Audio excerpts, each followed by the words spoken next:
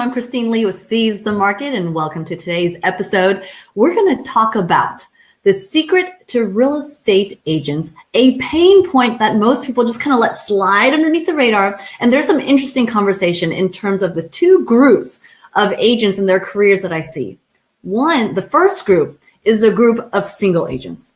The second group is a group of teams. Now, whether it's a team of 2 or a team of 50, it's like there's like this continental divide between the two. And group A, single agents are like, oh, I don't want a team. Like, no, I'm just going to do it all myself. Like, there's no way I would do that. And then there's the other people on the other side. They're like, oh my gosh, I would never not have a team. So which is right? Like, what is going on here? And what are things that you need to know about to make sure that you make the right decision? Now, I do have some opinions on this, so I will roll them out to you, and you can try it on for size, maybe snuggle up against it, see how it feels. And here's what I want to say to you. I was having a discussion with somebody who was very much a successful single agent, knocked out 6 figures in the first year. Hey, not too shabby. I'm sure there's a line 10 million miles long of agents who want to achieve those results. So, but here was the thing. He was like, don't want a team, not my thing. I don't even want to think about it, and my thing is being a single agent. So great. Well, I want to tickle your brain a little bit and bring you up a couple of facts that you may want to look at a little bit differently. So here's a fun phrase. If you don't have a maid, you are the maid. Okay. So if you don't have a buyer agent, you are the buyer agent. You are the listing agent. You are the transaction coordinator. You are the runner. You are the phone, picking up the phones. You're your own assistant. And if you're having a blast, you might even be your own janitor. Ding, ding, ding. Congratulations. And so if you don't have a team, you are the team. No matter what you do, you're always operating with multiple roles, multiple people, whether they're directly associated with you, your company, or not. The thing is that it's all a part of your workflow. So who's going to be responsible for it? Who's going to do it? And what is the best use of your time? And the thing is that take a look at your hourly rate. If you're making $250 an hour or $100 an hour, or whatever that rate may be, whenever you step into the role of doing things that should be leveraged out, you're giving yourself a pay cut. You're clocking out of your $250 an hour job and ding, you're going right to your $12 an hour job. Congratulations. Except you're not even donating the difference to anything. You're literally just not making that money. I mean, if it was at least going to charity, you could say it's for a good cause. But in this case, no cause. Just poof. Potential opportunity disappearing. And so where do you want to spend your time? And here's the other thing. It's not like anybody says like, oh, I'm so glad I get to do paperwork. I love detailed work. Yum, yum, yum.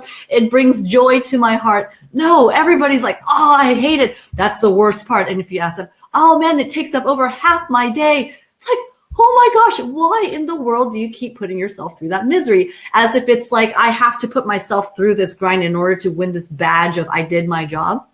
No, man, come on. Have somebody else do it. And so what is it that holds people back from being able to cross this line from being a single agent or a one-man show, whatever you want to call it, to actually having somebody else in your life, in your business, to be able to leverage out and get more freedom back in your business?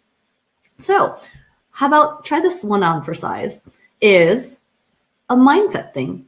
And underneath it all is a certain level of fear and also a sense of need for control. Okay, I think if we kind of look over those two things, it pretty much hits most things on the head. So I think what we find as a single agent, and when I was in that mode too, so I totally get it, is that you're so good at doing things your way that you actually think if you don't do it like to the T of like this, then like everything else is going to fall apart. And that if you're not in control of every single detail, then somehow you're not going to get the results that you want to achieve. And that you can't be equal or better than where you're at right now.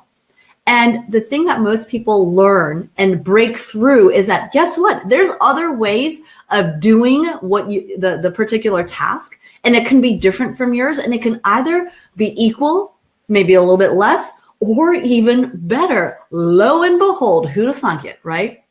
And so right now, if you're stuck on just doing it all yourself, you are not even open to the possibility of a better way of doing it. And not only that, you don't even realize that as it wears on you, as it just grinds on your soul every single day of things that you hate to do, that you're having to do every single day, you're actually getting worse and worse and worse at it, and you don't even know it, because it's kind of like getting cooked in a pot and like the water slowly getting hotter. And so in hindsight, one day you'll look back and be like, oh my gosh, I am doing a horrible job at that. And not only that, I absolutely despise doing it. Why am I doing this? And so whether you've been a single agent for like a year or like 8 years, I mean, take a look at the things that you really don't have to do or that you would love to never have to do again. You know, interesting little exercises. If you make a list of everything that you wish you didn't have to do, see how long that list is. You know, see if it's like a mile long and it wraps around your house and then you can tie a bow with it. And so when you look at that list, look at the top things that you could really start chunking out. And I like to identify it from the standpoint of how much time it takes and how valuable it is. And you kind of use that as a combination to prioritize what you can start flicking off and delegating. But in order to do that, having a team member, even if it's at least one person, is going to be transformational for what you can do in your business, how much joy it brings you, how much you can stay in your strength zone, and then therefore take your business to the next level. Now, there's that whole mindset of, oh my gosh, they can't do it as good as I can. And that's a fear-based type of mindset there.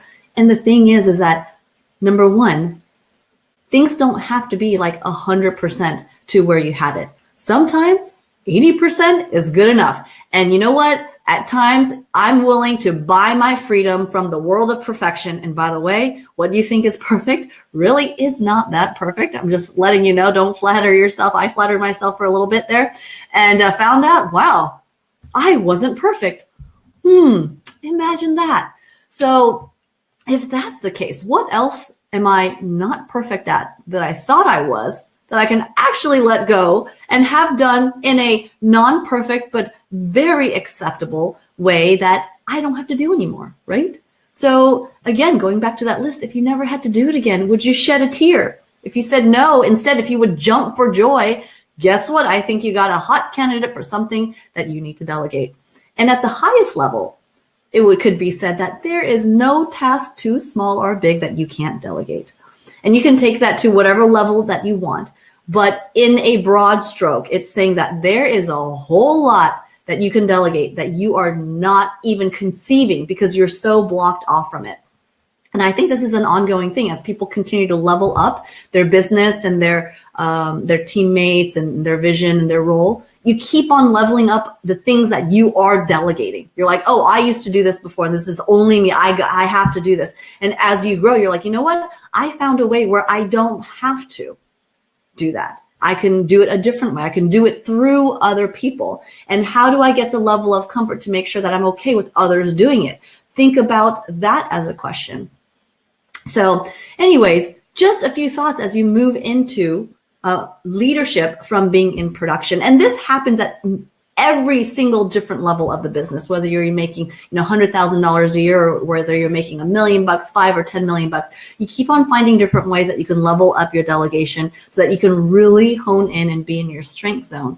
And every time you unlock that, it is still a repetitive cycle of letting go of control, letting go of the almost like a form of conceit that you're the only person that can do it and you're the only one that's good enough. It's like, really? Do you really think that you're the only person on this planet that can do this? Look at all the other business and teams around you. I mean, there's a whole lot of other people that are successful, and by golly, you're not doing it, and it's still happening. The world is still going round, right? So kind of slap yourself upside the head a little bit if you need that little shake off of that mindset, and see what you can let go of. See what you can start delegating to others and systematizing in your business. And really, that's what it's really all about. As you start to delegate, as you start to let go, the thing that's going to compensate for your fear factor of it not getting done is making sure that you have strong systems and process in place and awesome people to manage those systems and process. And that's exactly what we do to help people grow and scale their business, is that we help businesses make more while working less by having awesome technology, people, process, and technology that synergize and come together. And we're known for helping people put systems together. And so to me, systems sound like, oh, it's just a system. No, there's systems through people, through process, through technology. So it's like multifaceted. Like to me, everything is some form of system. If you want to do it more than once, you want to make it repeatable, scalable, ding, that is a system. That calls for a system. So once you step into the mindset of systematizing everything, that means it can work like clockwork without you being there. That's where the magic is at. And it is obviously a multi-pronged process. But once you start really stepping into the art of systematizing, let me tell you what, the world is your oyster. That applies to any business you want to go into now and in the future, whether it's continuing to build your real estate business, whether you want to do investing or flipping, or you want to open up a restaurant or whatever have you. It's systems everywhere that makes the business and the business world go round. If it was I'm going to do it once and I have to reinvent the wheel again later, holy moly, how inefficient is that? So anyways, so if you want to bust through your ceiling and get to the next level and find out how you can systematize your business, how you can make more while working less, but do it in a way where you have the comfort and security and proven systems and models that work, then hey, let's chat.